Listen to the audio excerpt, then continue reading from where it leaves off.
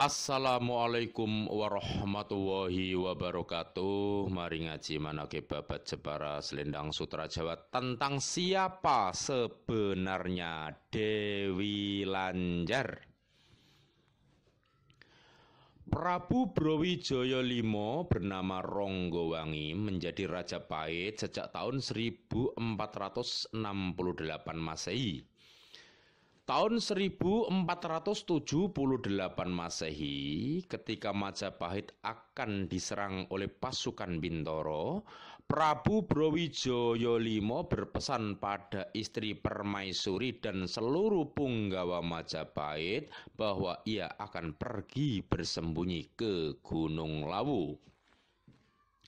Setelah itu, Prabu Brawijaya meninggalkan istri Permaisuri yang bernama Sri Kasih Agung yang belum punya anak dengan Prabu Brawijaya V. Prabu Brawijaya V seorang raja yang sangat cerdas. Saat dikejar musuh, ia berkata pergi ke Gunung Lawu. Maka sebenarnya beliau tidak ke Gunung Lawu karena bisa ditangkap oleh musuh yaitu Kesultanan Bintoro. Maka Prabu Brawijaya V berjalan ke utara menuju ujung muara Jawa untuk menemui istri selir yang bernama Putri Kertorahayu atau di Jepara dikenal dengan nama Endang Kayu Tangan, dan juga untuk mendirikan kekuasaan baru bernama Kekuasaan Ujung Muara Jawa hingga saat ini dikenal dengan nama Ujung Muara lalu menjadi Jepara. Di Jepara, Prabu Brawijaya merubah nama menjadi Ronggowangi. Kekuasaan baru Prabu Brawijaya V diserang oleh Sultan Hadiwijaya Sultan Pajang menggunakan dua macan kembar. Tapi dua macan kembar milik Sultan Hadiwijaya ditangkap lalu dikurung oleh Prabu Brawijaya V hingga peristiwa tersebut dikenal dengan nama Tragedi Macan Kurung Jepara. Kita kembali ke kisah Dewi Lanjar.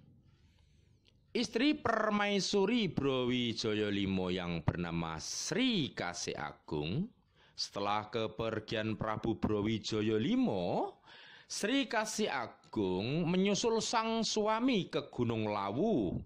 Agar tidak tersesat, maka saat mendaki ia membawa biji kacang panjang yang disebar satu persatu. Karena di Gunung Lawu Sri Kasih Agung tidak menemukan suaminya, maka ia kembali turun gunung melewati jalan yang sudah ada biji kacang panjang yang sudah mulai tumbuh. Lalu setelah sampai bawah, Sri Kasih Agung menuju barat. Saat perjalanan turun menuju barat, ia ketemu dan ditanya oleh seorang perempuan. Lalu ia berkata bahwa ia adalah Lanjar, yang artinya perempuan yang berpisah dengan suaminya. Dan jejak Sri Kasih Agung di Gunung Lawu yang ditinggalkan yang ditandai dengan biji kacang panjang yang telah tumbuh sampai saat ini dikenal dengan nama Kacang Lanjar.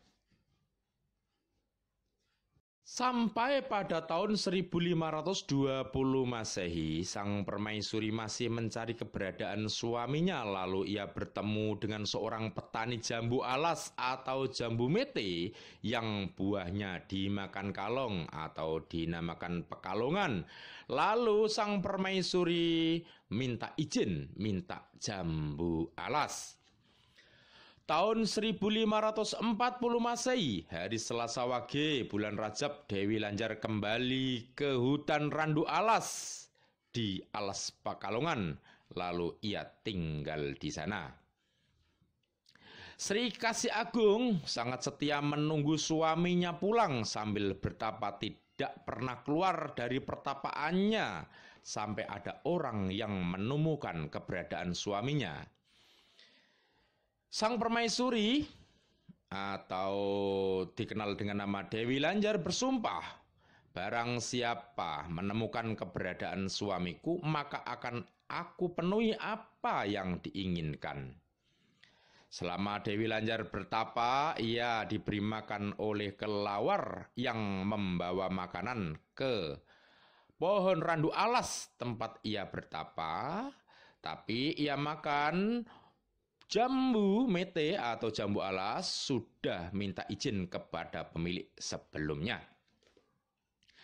Dewi Lanjar berpesan, kembang kandil ora tiba nek ora ketera angin, yang artinya setan akan mengajak orang untuk menyadarkan orang yang berbuat jahat.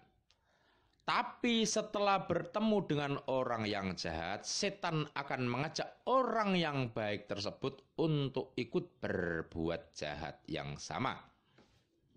Di hutan, saat Dewi Lanjar bertapa, ada seorang pria bernama Selamaran, atau orang yang bisa merubah bentuk tubuhnya menjadi pria ataupun wanita, dengan tumbal setiap beberapa tahun memakan manusia.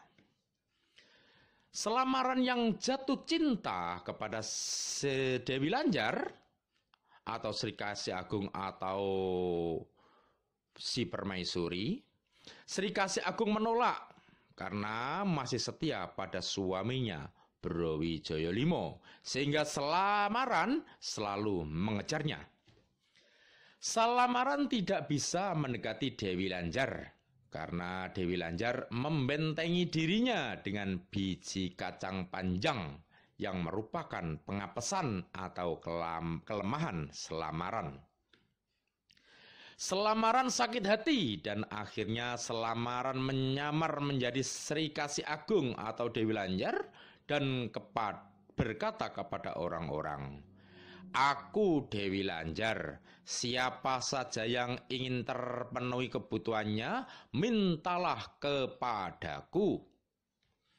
Orang yang tertipu lalu minta bantuan pada Dewi Lanjar, padahal yang sebenarnya adalah Selamaran dengan tumbal meminta organ tubuh orang yang minta bantuan tadi. Sampai saat ini, Dewi Lanjar masih tetap melanjutkan tapanya menunggu suaminya di bawah pohon randu alas di hutan Pekalongan, yang saat ini hutan sudah menjadi kawasan perumahan. Demikian sekilas kisah tentang Dewi Lanjar yang merupakan kisah sejarah besar yang berhubungan dengan Majapahit, hanya saja diselamarkan atau dipalsukan sehingga Dewi Lanjar sebagai seorang permaisuri dianggap sebagai jin, siluman, pesugihan jahat, dan lain-lain. Kita ketemu lagi dalam kisah Babat Jebara Selendang Sutra yang lain. Assalamualaikum warahmatullahi wabarakatuh.